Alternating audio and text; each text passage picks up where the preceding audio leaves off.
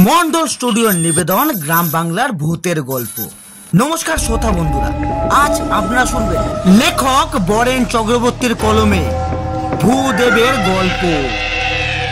গল্পটি খারাপ লেগেছে, ভালো লেগেছে, দারুণ লেগেছে, আপনাদের মনে যাই প্রতিক্রিয়া হোক না কেন অবশ্যই একটি কমেন্ট করে জানাতে ভুলবেন না। আর ভিডিওটি ভালো লাগলে অবশ্যই একটি লাইক করে চ্যানেলটিকে সাবস্ক্রাইব করে আমাদের পাশে থাকবেন। গল্প পাঠে আমি রাজি, তবে সে দেরি না করে অতি শীঘ্র শুরু হতে চলেছে আজকের বিশেষ নিবেদন। লেখক বরেন চক্রবর্তীর কলমে ভূদেবের গল্প। এই কাহিনীর সমস্ত চরিত্র এবং ঘটনা কাল্পনিক। বাস্তবে জীবিত বা মৃত কোনো ব্যক্তি বা ঘটনার সাথে এর কোন রকম মিল থাকলে তা সম্পূর্ণ অনিচ্ছাকৃত এবং কাকতালীয়। গল্পে ব্যবহৃত অপ্রাকৃতিক এবং অলৌকিক ঘটনা শুধুমাত্র কাহিনীর পরিবেশনের উপক্রম মাত্র। কুসংস্কার বিশ্বাস করবেন না, কুসংস্কার ছড়াবেন না।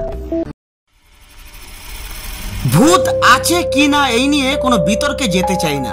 ছোটবেলায় অনেক ভূতের গল্পই শুনেছি। ভূতের নাম শুনলেই আমরা কিছু বন্ধুরা ভয়ে কুঁকড়ে যেতাম, গায়ের লোম খাড়া হয়ে যেত, গলা শুকিয়ে যেত, গা বরফের মতো ঠান্ডা হয়ে যেত। তবু ভূতের গল্প শোনার ইচ্ছেটা থেকেই যেত। অলোকদার ভূত দেখার বা ভৌতিক অভিজ্ঞতার গল্পের কথা আমরা অনেক শুনেছি। আমাদের বন্ধুদের মধ্যে ভূদেব সাদরা একমাত্র খুব সাহসী। তবে লোকের মরা পড়ানোর সময় শ্মশানে ওর নিজের চোখে দেখা গল্প আমাদের এসে শোনাতো আর কথায় কথায় বলতো, ভূত ফুত বলে কিছু হয় না রে, ওটা মনের ভুল। ইদানিং কালে এই ধরনের আলোচনা কম হলেও 6 মাসে 9 মাসে এক শনিবার আমরা সবাই ভূদেবের বাড়ি বা মলয়ের বাড়ি বা আমার বাড়ি হোক আমাদের আড্ডা বসতো। যে যার সংসার, ছেলেপুলে, চাকরি বাকরির কথা বলতে বলতে ভূতের প্রসঙ্গ উঠত আর আমরা ভূদেবকে চেপে ধরতাম। ভূদেবের গল্পতে ভূত আদৌ আছে কিনা তা জানি না, কিন্তু ভূতের অনুভূতি সত্যি আমরা উড়িয়ে দিতে পারতাম না। ভূদেব বলে উঠল, শোন, আজ তোদের একটা সত্যি ভূতের গল্প বলবো। বিশ্বাস করলে করিস আর না করলে না করিস, কিন্তু ঘটনাটা একেবারে সত্যি। তোদের নিশ্চয়ই মনে আছে কৌশিক কাকু ও সোনালী কাকিমার কথা। আমরা সকলে মিলেই বললাম, হ্যাঁ মনে আছে। একদিন জানি না কি হয়েছে, কৌশিক কাকুকে খুঁজে পাওয়া যাচ্ছে না। তোরা সবাই জানিস কাকু কাকিমাকে পাগলের মতো ভালোবাসতো। কাকিমাকে সুখে রাখার জন্য কি না করতো। কাকিমা এক কাপড়ে ঘর থেকে পালিয়ে বিয়ে করেছিল। পাড়ার কিছু লোকও কাকুকে জরুকা গুলাম বলে খেপাতো। কৌশিক কাকু ঘরেই কোচিং টিউশন পড়িয়ে সংসার চালাতো। আর্থিক অবস্থা খুব একটা ভালো ছিল না, ছেলেপুলেও হয়নি। কাকিমাও টুকটাক সেলাইয়ের কাজ করে 2-4 টাকা রোজগার করত। হঠাৎ একদিন সোনালী কাকিমার ফোন এলো, ভূদেব, তোমার কাকুকে খুঁজে পাওয়া যাচ্ছে না। কেন কাকিমা, হঠাৎ কি হলো? এমন কিছু হয়নি, 3 দিন আগে একটু তর্কাতর্কি হয়। কি নিয়ে তর্কাতর্কি কাকিমা? তুমি তো জানো আমাদের মধ্যে কথা কাটাকাটি, অল্প বিস্তর ঝগড়াঝাটি নিত্য লেগেই থাকতো, যা অভাবের সংসারে হয়ে থাকে। তার জন্য কাকু ঘর ছেড়ে চলে গেল? বলা নেই কওয়া নেই, দুম করে নিখোঁজ। সেটাই তো বুঝতে পারছি না বাবু। আমরা সবাই জানতাম সোনালী কাকিমা গরম কিছুতেই সহ্য করতে পারে না। এসি ছাড়া রাতে ঘুম হতো না। হাজার হোক বড় ঘরের মেয়ে।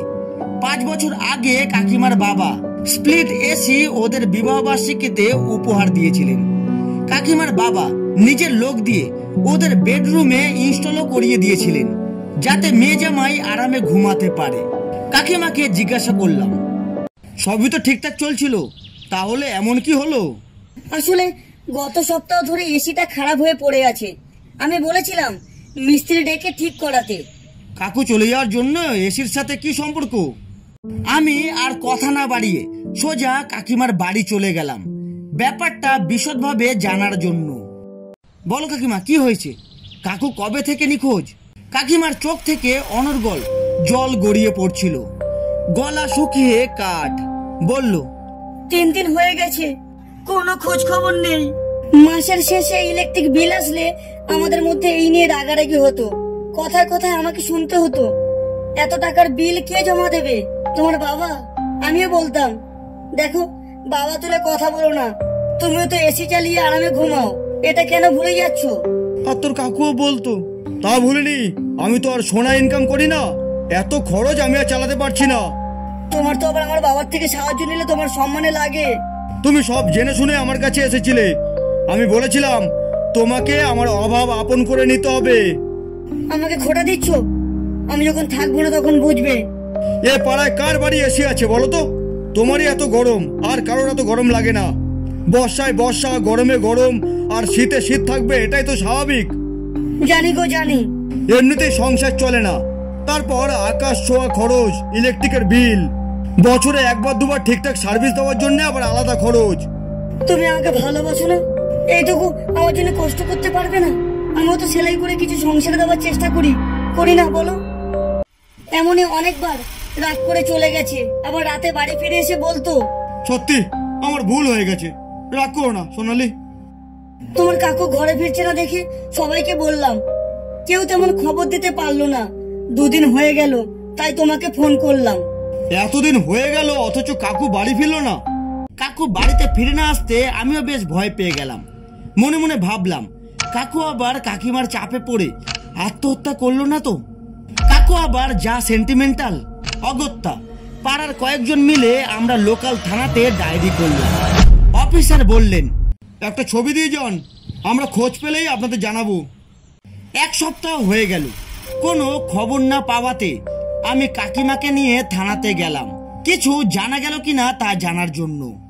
আমাদের দেখেই অফিসার বলে উঠলেন, ভালোই হয়েছে আপনারা এসেছেন। আমি এক্ষুনি আপনাদের খবর পাঠাচ্ছিলাম। আজ কিছু অ্যাক্সিডেন্ট কেস মেডিকেল কলেজে এসেছে। ব্যাখ্যা শুনে ওনার ছবির সাথে কিছুটা মিল পাচ্ছি। চলুন। অফিসার আমাদের সঙ্গে করে মেডিকেল কলেজে নিয়ে গেলেন, একেবারে সোজা হসপিটালের মর্গে। তখন ভর দুপুর, বাইরে চড়া রোদ্দুর, প্রচন্ড গরম, বাইরে লু বইছে। সোনালি কাকিমা ঘেমে একাকার। আমরা মর্গে ঢুকলাম। মর্গের ভেতরে অল্প আলো, ঠিক করে কিছু দেখা যাচ্ছিল না। একটা স্পটলাইট জ্বলে উঠতেই দেখতে পেলাম ধপধপে সাদা কাপড়ে সারা শরীর ঢাকা কজন মর্গের মেঝেতে পড়ে আছে। অফিসার বললেন, দেখুন এর মধ্যে কেউ কি না। আমি প্রথম জনের মুখের থেকে চাদর সরাতেই দেখতে পেলাম কৌশিক কাকুর মুখ। সারা কপালে কালশিটে গভীর দাগ, 2 চোখ শান্তির ঘুমে লীন, কোথাও কষ্টের লেশমাত্র নেই। কাকিমা অঝরে কেঁদে যাচ্ছিল, কাকিমাকে সামলানো যাচ্ছিল না। আমি কাকিমাকে সান্ত্বনা দিয়ে বললাম, আর কি করবে বলো, আমাদের হাতে আর কিছু নেই। কাকিমা কাকুর কাছেই দাঁড়িয়েছিল। বাকি ফর্মালিটির জন্য আমি মর্গের সদর দরজা দিয়ে এগিয়ে যাচ্ছিলাম। যেতে যেতে শুনতে পেলাম কাকুর গলা, কি সোনালি, চলে যাচ্ছ যে? এখানে এসো, দেখো কি ঠান্ডা, কোনো গরমের উচ্চবাচ্য নেই। চলে এসো, আমার পাশে শুয়ে পড়ো, খুব আরাম পাবে। ঘর ভর্তি ঠান্ডা, কষ্টের ছিটে ফোঁটা নেই। আমি পিছন ফিরে দেখলাম সোনালি কাকিমা নেই, শুধু এক রমণীর ছায়া কাকুর পাশে দাঁড়িয়ে। ভূদেব এই বলে থামলো। গোটা ঘর নিস্তব্ধ। এদিকে আমার বউ চা আর গরম গরম তেলে ভাজা নিয়ে এসে বলল, বাইরে প্রবল বৃষ্টি হচ্ছে, থেকে থেকে বিদ্যুৎ চমকাচ্ছে। অন্ধকারে কাউকে চিনতে পারছি না, আলো জ্বালিয়ে নিতে পারো তো? আমিও দেখলাম ভূদেবের গল্প শুনতে শুনতে সত্যি আমরা অন্ধকারে কেউ কাউকে দেখতে পাচ্ছি না।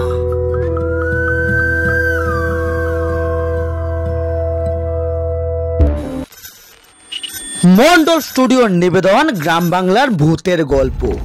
নমস্কার বন্ধুরা, আজ আপনারা শুনছিলেন লেখক বরেন চক্রবর্তীর কলমে ভূদেবের গল্প।